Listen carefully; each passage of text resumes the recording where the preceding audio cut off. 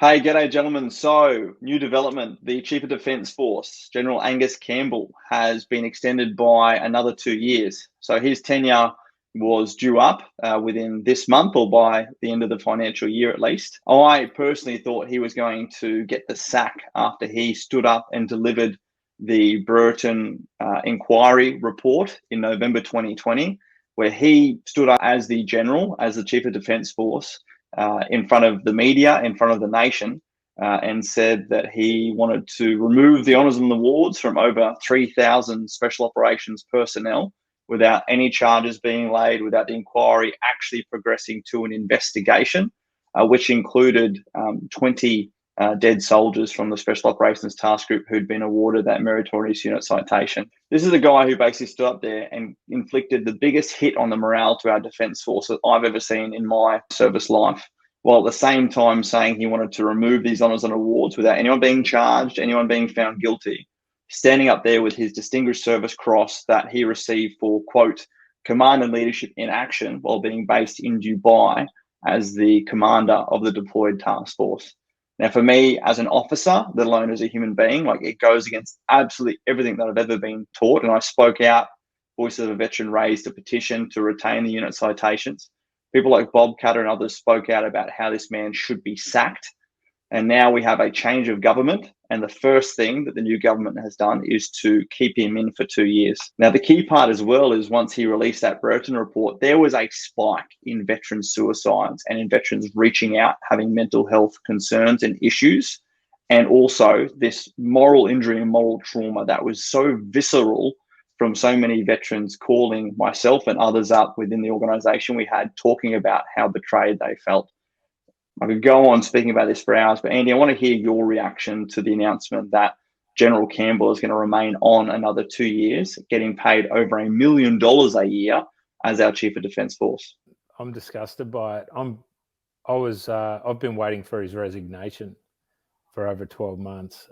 He still hasn't apologised to the veteran and defence community for his actions, willing to strip these people of their honours and awards without trial. Absolutely no adherence to the rule of law. He's supposed to be the person that's standing up in front and representing all defence. So he is the guard of honour. He is the person that's supposed to stand there and have our backs. I felt totally betrayed, as did many, many members of our veteran and current serving community.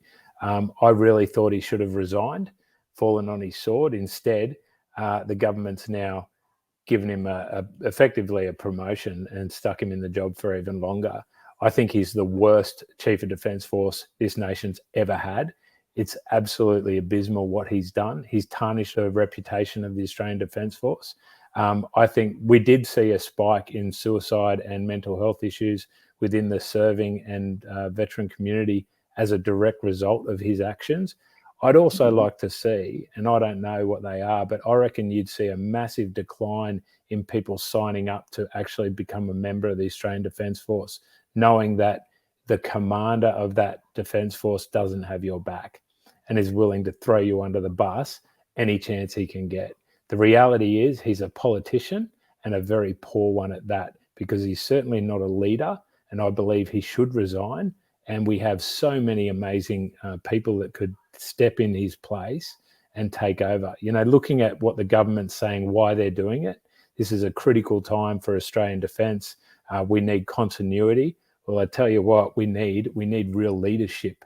We do not need poor leadership or abysmal leadership that is willing to throw our serving members under the bus for political gain. Yeah, absolutely. And I'll jump on that point about retention within our Defence Force. You know, we heard prior to the election, the government wants to grow our Defence Force to the largest it's ever been, back to the Vietnam War days. And I was in the media talking about the rate of exodus from our current serving Defence Force and how many young and older veterans I've spoken with who are disgusted by that betrayal, feeling like they do not have the support of someone who's so willing to appease the political and media narrative, as opposed to demonstrating leadership first and foremost, and also being responsible as the officer in charge is the one ultimately responsible. That doesn't stand up and abdicate or delegate that blame to others, again, without it actually being proven outside of an inquiry. And as you guys know, I could speak about the Brereton inquiry until the cows come home, and look forward to more of that being exposed.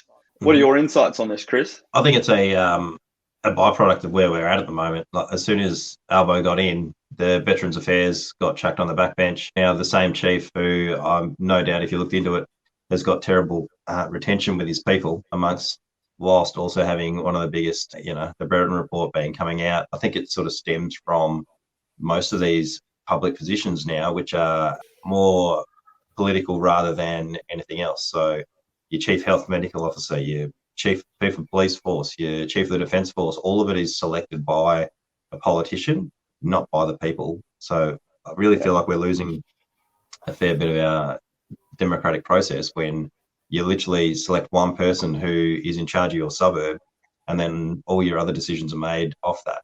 Yeah, absolutely. That's a really key point there, Chris. It's been really hard for the veteran community to swallow all of this rubbish that's been coming out since, the Labor Party's been elected. Shane Newman, who I've been working with behind the scenes on a number of veteran issues as the shadow Veterans Affairs Minister, immediately replaced the shadow Defence Minister, who was Brendan O'Connor throughout the last 3 years, immediately replaced as well. These are the two gentlemen who had their names with the now Prime Minister Anthony Albanese on all of their defence and veterans policy and media release statements during the election, leading up to the election. And there is zero continuity within that portfolio at a time when, leading into the election, we have veterans who have home services and critical services not being paid and being suspended. We just this last week had Minister G, former Minister Chester, two former Veterans Affairs ministers present to the Royal Commission, where they talked about there is zero handover between physical ministers. It's conducted by the Department of Veterans Affairs. We have a Royal Commission into Defence and Veteran Suicide that includes a spike in suicide and mental health over the last 2 years, from the abysmal handling of the Brereton report, the collapse of Afghanistan, and all of these continual failings through the department. And now the government decides that its continuity will be to keep on the Chief of the Defence Force for another 2 years, who, if you did 360-degree reporting within the Defence Force of the rank of Sergeant and below or Major and below, we all know how that result would be. But as you said, Chris, it's sort of stuck up in this ivory tower sort of syndrome, where it's a bunch of yes minister, yes men and women around these sort of, big boy, big girl decisions with these big pay packets. At a time where we are at our most vulnerable, we are at our most destabilized, and it's just so hard to, again, swallow this trash that's coming out to be called continuity, where there's actually amazing chances to revitalize morale, bring in fresh blood, demonstrate accountability. And instead, I really think we've missed a big opportunity.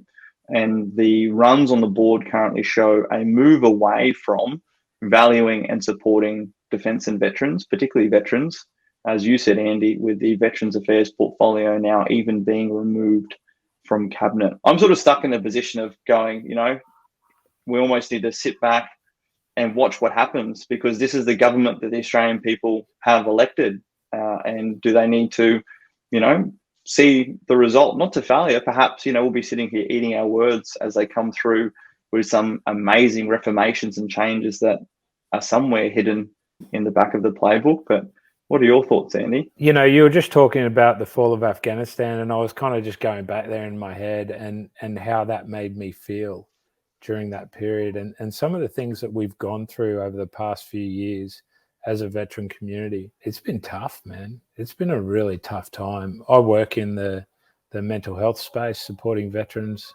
and first responders, and the suffering that's been going on has been very deep. When Afghanistan fell, and I understand our government had little control over what was occurring, but I was waiting for someone like the Chief of Defence Force to stand up and unite us and say, hey, be proud of our service. This is not a stain on your reputation, your unit, your comrades. I didn't hear that.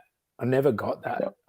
I really felt isolated on it, and I know it really had the potential of taking me to a much darker place. And I know it did take a lot of veterans to a pretty dark place, and ultimately cost lives over that period.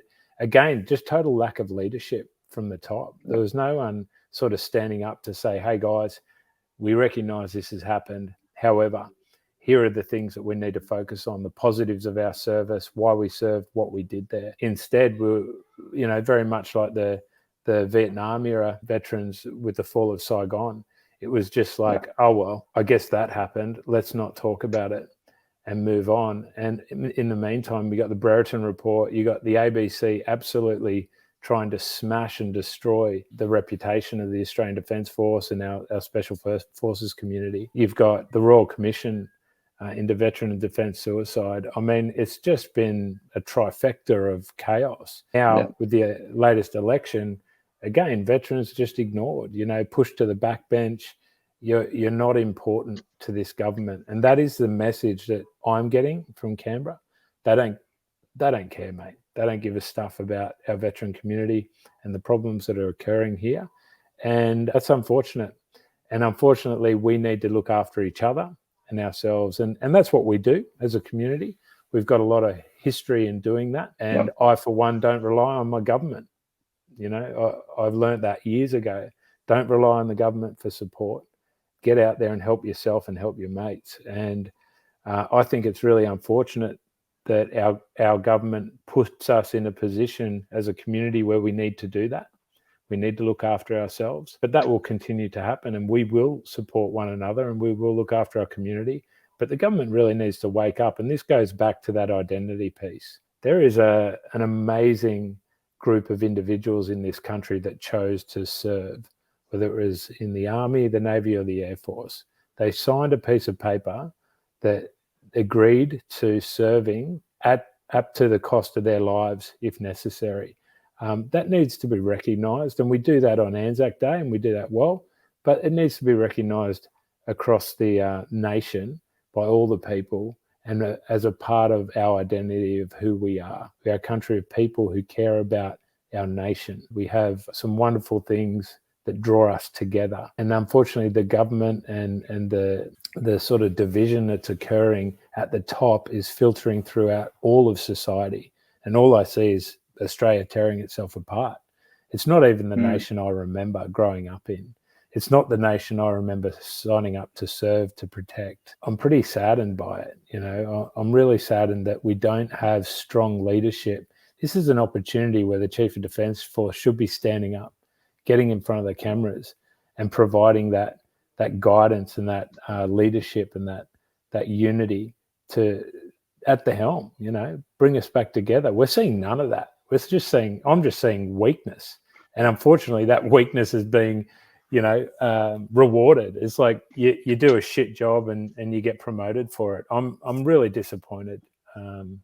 It's interesting. It's sad that we're in that position, like you say, where so many veterans have also expressed that same reflection that you said, Andy, about, I just no longer engage with it. I no longer rely on it. I just get on and do me and my family and my team of friends around me and focus on that. Whereas I'm saddened by that because I just know how much more potential could come from, putting all of that skills, knowledge and attributes into, excelling and raising our nation to a higher level of performance. But I also just think perhaps it's a phase and a stage we need to go through.